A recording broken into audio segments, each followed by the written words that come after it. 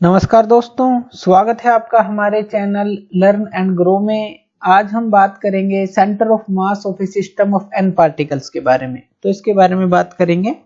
इससे पहले जो पीछे वाला जो लेक्चर था उसके अंदर हमने जो आर की वैल्यू निकाली थी वो क्या निकाली थी, एक बार वो रिमाइंड कर लेते हैं। वो थी हमारी m1r1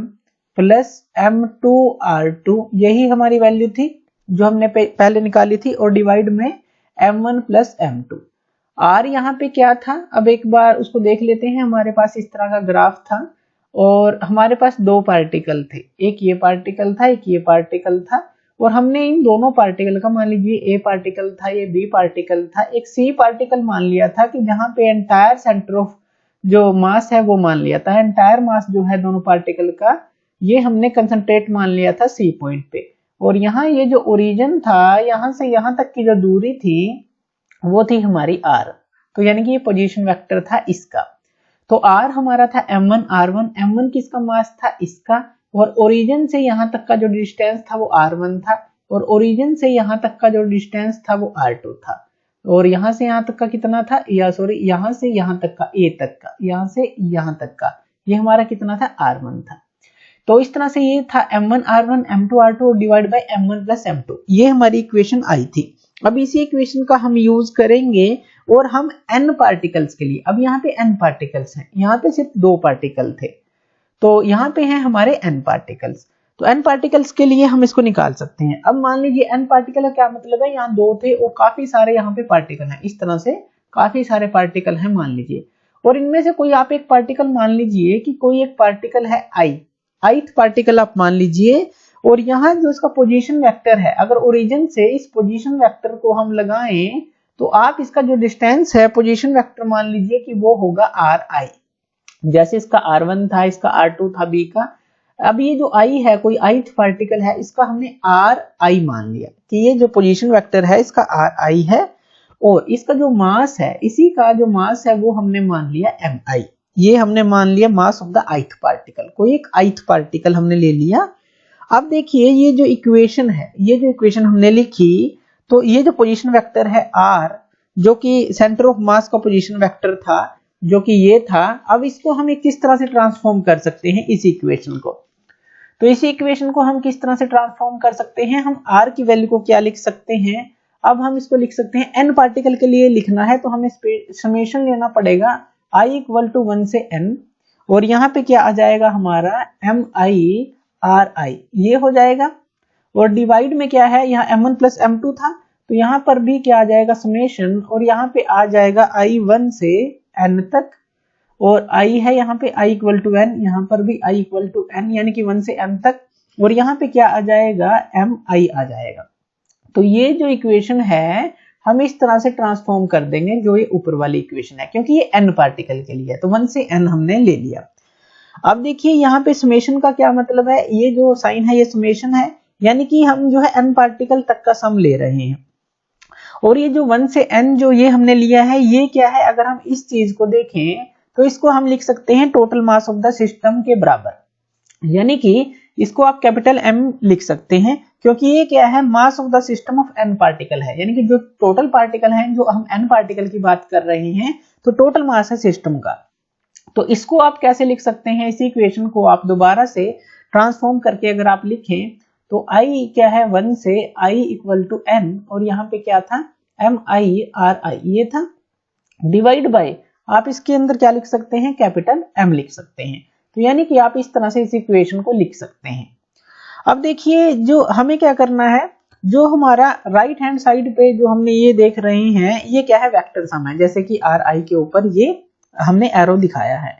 अब ये जो ri है, यानी कि ये जो ith पार्टिकल का यहां से यहां तक की पोजीशन है ri, अगर हम इसको कोऑर्डिनेट्स में लिखें तो कोऑर्डिनेट्स में हम इसको कैसे लिख सकते हैं, जो ri है तो इसको हम जो है कैसे लिखेंगे, i के ऊपर जो कैप है और xi आप इसको लिखेंगे, प्लस j के ऊपर जो कैप ऐसे लिख देंगे, और yi इसी तरह से k के ऊपर जो है कैप ले लेंगे और इसको हम लिख देंगे zi। तो वेक्टर की फॉर्म में अगर हम देखें तो हम इसको ऐसे लिख सकते हैं, यानी कि एक्स आई के साथ ये आई की कैप, वाई आई के साथ जे की कैप और जेड आई के साथ के की कैप, यानी कि कोऑर्डिनेट्स में हम इसको लिख दें अगर, तो यानी कि इसकी जो पोजीशन है ith पार्टिकल की, तो इन कोऑर्डिनेट पे ये लोकेटेड है, यहाँ पे ये लोकेटेड है, स्पेस के अंदर कहीं भी ये लोकेटेड है। इसी तरह से अगर हम इस कैपिटल R के कोऑर्डिनेट्स लिख दें, तो एक्स वाई जेड अगर हम इसके कैपिटल मान लें, जैसे इसके तो हमने स्मॉल माने हैं, इसके जो है ये जैसे x है, ये y है और एक और जो है ये z मान लें, तो एक्स वाई जेड इसके कोऑर्डिनेट मान लें centre of mass of the system के, यानी कि ये जो c था और यहाँ तक कि r, ये जो हमने कैपिटल लिया है ये पोजीशन वेक्टर था, तो हम इसको कैसे लिख सकते हैं? तो हम इसको लिख सकते हैं जो कैपिटल R है ये किसके बराबर आ जाएगा, I के ऊपर कैप आ जाएगी और x प्लस J के ऊपर cap capital Y plus K के ऊपर जो है कैप और यहाँ पे Z आ जाएगा। तो हम कैपिटल R को इस तरह से लिख सकते हैं, तो इस तरह से कैपिटल R को और इस तरह से RI को हमने लिख दिया कोऑर्डिनेट्स में, और इसको हमने इस तरह से लिख दिया। अब हम इन दोनों को कंपेयर कर लेते हैं, यानी कि आई जो है उसको हम अलग कर लेते हैं और दोनों को कंपेयर करके देखते हैं। तो यहाँ पे ये क्या आ जाएगा, अगर हम इन दोनों इक्वेशंस को कंपेयर करते हैं तो ये क्या आ जाएगा, जैसे कि ये जो इक्वेशन है और ये जो हमने लिखा है इनको सबको कंपेयर करते हैं, तो एक्स वाई जेड जो कंपोनेंट हैं दोनों ही साइड के, जैसे एक्स वाई जेड और एक्स वाई जेड जो कंपोनेंट हैं, तो हमें क्या मिलेगा, एक्स की जो वैल्यू मिलेगी, x की वैल्यू हमें क्या मिलेगी, वो मिलेगी 1 डिवाइडेड बाय m, और यहाँ पे आ जाएगा समेशन i 1 से लेकर i जो है n तक, और यहाँ पे आ जाएगा mi xi आ जाएगा। यही आएगा अगर सिर्फ हम x की बात कर रहे हैं, यानी कि इस चीज की बात कर रहे हैं, हम इसके साथ कंपैरिजन करेंगे तो सिर्फ xi आएगा। इसी तरह से अगर हम y की बात करें तो y किसके बराबर आएगा, y क्या आएगा 1 डिवाइडेड बाय m, समेशन क्या है i equal to 1 to n, और यहाँ पे क्या आ जाएगा mi और यहाँ पे क्या आ जाएगा yi। इसी तरह से जो z की वैल्यू है वो क्या आ जाएगी 1 डिवाइडेड बाय m, और यहाँ पे समेशन i क्या है 1 से n तक, और यहाँ पे क्या आ जाएगा mi zi। तो ये जो तीनों इक्वेशन हमारी बन जाएंगी इस तरह से अगर हम कंपैरिजन करते हैं, जैसे कैपिटल x था इसके साथ कंपैरिजन किया हमने इस इक्वेशन में पुट करके, तो हमारे ये वैल्यू बनती है 1 bye m mi xi mi yi y के लिए mi zi z के लिए, ये तीनों बन जाती हैं। अब देखिए जो नंबर ऑफ पार्टिकल्स हैं, अब किसी भी सिस्टम में लगा लीजिए, मान लीजिए कोई इस तरह का एक सिस्टम है और यहाँ पे नंबर ऑफ पार्टिकल हैं, तो ये काफी ज्यादा पार्टिकल होते हैं, इतने ज्यादा पार्टिकल होते हैं कि ये इम्पॉसिबल है कि हम हर एक इंडिविजुअल पार्टिकल को चुने और उसका समेशन करें इन इक्वेशंस के थ्रू, ऐसा नहीं हो सकता, ये काफी इम्पॉसिबल है। तो इसीलिए जो स्पेसिंग है पार्टिकल्स की काफी स्मॉल होती है, जैसा कि हमने देखा रिजिड बॉडी के अंदर। तो हम यहाँ पे क्या मान लेते हैं कि जो मास का जो है कंटिन्यूअस डिस्ट्रीब्यूशन है, जो मास का हम मान लेते हैं कि ये क्या है कंटिन्यूअस डिस्ट्रीब्यूशन है, कि जो मास है कंटिन्यूअस डिस्ट्रीब्यूट हुआ है सारी जगह, यूनिफॉर्मली जो है कंटिन्यूअसली डिस्ट्रीब्यूट हुआ है। कंटिन्यूअस डिस्ट्रीब्यूट का क्या मतलब है, मान लीजिए आप एक रो ले लीजिए, आप इतनी जगह काट लेते हैं, इस तरह से काट लेते हैं, तो आप मान लेते हैं कि कंटिन्यूअस यानी कि 1 ग्राम 1 ग्राम 1 ग्राम 1 ग्राम इस तरह से डिस्ट्रीब्यूट हुआ है, कंटिन्यूअस डिस्ट्रीब्यूशन ऑफ मास हम मान लेते हैं। अब अगर हम इसी बॉडी को n समान एलिमेंट के अंदर, अब मासेस के अंदर, पार्टिकल की बात नहीं कर रहे, मासेस के अंदर इस तरह से डिवाइड कर लें अलग अलग मासेस में, जैसे कि हम ये कर लिया, इस तरह से हमने मासेस में डिवाइड कर दिया और उनको हम नाम दे दें डेल m1 नाम दे दें, इसी तरह से जो दूसरा मास है डेल m2 दे दें, इसी तरह से जो है n अगर हैं तो डेल mn हम उनको दे दें, यानी कि हम अब मासेस के अकॉर्डिंग जो है इनको डिवाइड कर लें, ना कि पार्टिकल के अकॉर्डिंग, क्योंकि इम्पॉसिबल है हर एक इंडिविजुअल पार्टिकल का समेशन करना। लेकिन कंटिन्यूअस डिस्ट्रीब्यूशन है तो हम मासेस के अकॉर्डिंग काट सकते हैं कि इतना काट लिया, इसके अंदर कितना मास है, तो हम इस तरह मासेस के अकॉर्डिंग जो है हम इसको जो है डिस्ट्रीब्यूट कर देते हैं, क्योंकि कंटिन्यूअस डिस्ट्रीब्यूशन है मास का, तो इसलिए हम इनको सब डिवाइड कर देते हैं बॉडी को n स्मॉल एलिमेंट में जिनके मास हो इस तरह से।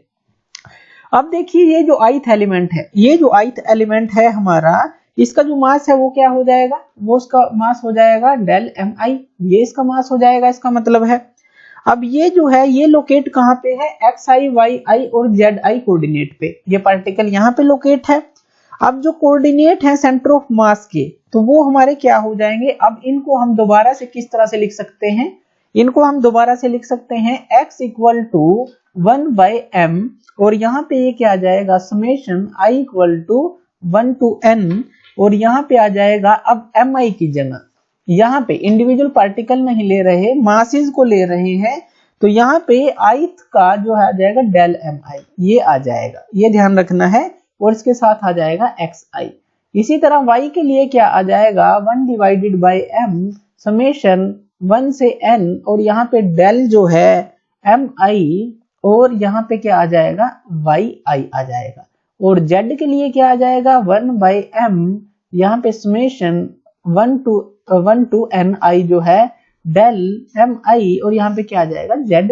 ये आ जाएगा। अब हमने मासेस के अकॉर्डिंग जो है हमने मान लिया कंटिन्यूअस डिस्ट्रीब्यूशन ऑफ मासेस है और n सब डिवाइड कर लिए, उसके n स्मॉल एलिमेंट बना लिए मासेस के, तो ये इसको हम ट्रांसफॉर्म करके इस तरह से लिख सकते हैं। अब देखिए जितने ज्यादा हम ये n है मासेस के तौर पर इसको जो है कट करते चले जाएं, यानी कि यहाँ पे मान लीजिए 10 हमने टुकड़े बनाए, अगर 20 बनाए 30 बनाए, इस तरह से n को बढ़ाते चले जाएं तो mi क्या है स्मॉलर होता जाएगा। पहले हमने इतना पार्ट लिया फिर इतना ले लिया और कम कर दिया इतना, यानी कि और ज्यादा टुकड़े इसके मासेस के बेस पर बनाते चले जाएं तो ये जो एक्सप्रेशन है वो एग्जैक्ट होता जाएगा, ये जो एक्सप्रेशन हमने बनाए हैं। और ये जो है एक्सप्रेशन हम इनको जो है इंटीग्रल के तौर पर दिखा सकते हैं। इंटीग्रल की तरह किस तरह से दिखा सकते हैं, जैसे ये है समेशन mi है, इसको हम डायरेक्टली क्या है इंटीग्रल लिख सकते हैं, इंटीग्रल x dm लिख सकते हैं, इसको इंटीग्रल दिखा सकते हैं। जैसे जैसे हम नंबर बढ़ाते चले जाएंगे ये एग्जैक्ट होता जाएगा और उसको इंटीग्रल की तरह दिखा सकते हैं। डेल m को हमने dm और xi को x लिख दिया। इसी तरह से इसको हम क्या लिख सकते हैं इंटीग्रेशन y dm, और इसको हम क्या लिख सकते हैं, इस चीज को हम देख रहे हैं सिर्फ इस चीज को, तो इसको हम क्या लिख सकते हैं, इसको लिख सकते हैं z dm, इसको ये लिख सकते हैं। तो ये सारी चीजें हम लिख सकते हैं। अब अगर हम पूरे की बात करें तो यहाँ पे ये क्या आ जाएगा, अगर हम पूरे इसकी बात करें तो जो x है ये क्या है किसके बराबर आ जाएगा 1/m, एक ही ले लेते हैं इसमें इंटीग्रेशन x dm, यानी कि ये पूरा हम इस तरह से लिख सकते हैं x को, इसी तरह से y को लिख सकते हैं, इसी तरह से z को लिख सकते हैं। तो वो क्या आ जाएगा y dm 1/m y dm और z क्या आ जाएगा 1/m z dm इंटीग्रल के साथ। अब जो ये वेक्टर एक्सप्रेशन की अगर हम इसको बराबर लिखें तो ये जो है स्केलर एक्सप्रेशन, अगर इन जो ये हमने लिया है क्योंकि ये तो स्केलर एक्सप्रेशन बन गया अब इंटीग्रेशन के साथ, तो हम इसको कैसे लिख सकते हैं डायरेक्टली, जो r की वैल्यू के अंदर अगर हम इसको पुट करें 1/m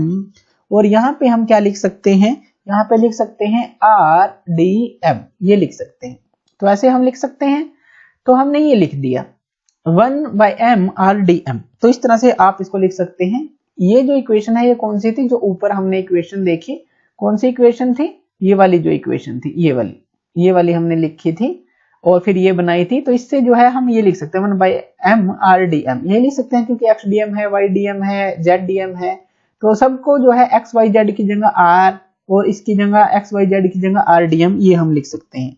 अगर जो है ये सेंटर ऑफ जो मास है ये हमारा ओरिजिन पर हो, तो ओरिजिन पर हो तो क्या होगा, तो वो भी देख लेते हैं। अगर सेंटर ऑफ मास हमारा ओरिजिन पर हो तो हमारा जो r है तो वो क्या हो जाएगा x y z जो है ये किसके बराबर आ जाएगा 0 के बराबर, क्योंकि ये जो है 0 पे हमने ले लिया, ओरिजिन पर ले लिया। तो यहाँ पे ये क्या आ जाएगा, एक तरह से आप इसको लिख सकते हैं इंटीग्रेशन जो r dm है वो किसके बराबर आ जाएगा 0 के, ये जो है 0 के बराबर आ गया, क्योंकि ये जो है हमने जब 0 के बराबर पुट किया तो RDM इक्वल टू 0 के बराबर आ गया। या फिर और आप इसको क्या लिख सकते हैं कि इंटीग्रेशन जो है x dm इक्वल टू जो इंटीग्रेशन है y dm और इक्वल टू जो इंटीग्रेशन है z dm, इस तरह से भी लिख सकते हैं। अगर आपका जो सेंटर ऑफ मास है ओरिजिन पर है, तो ये किस केस के लिए हमने लिया कि अगर सेंटर ऑफ मास जो है ओरिजिन पर है, तो इस तरह से आप इसको लिख सकते हैं। तो इस तरह से ये जो इक्वेशन है ये बनती है हमारी n पार्टिकल्स के लिए, ये आप बना सकते हैं। तो थैंक यू वीडियो देखने के लिए, और इसी तरह की वीडियोस के लिए आप हमारे चैनल लर्न एंड ग्रो पे हमें सब्सक्राइब कर सकते हैं। धन्यवाद।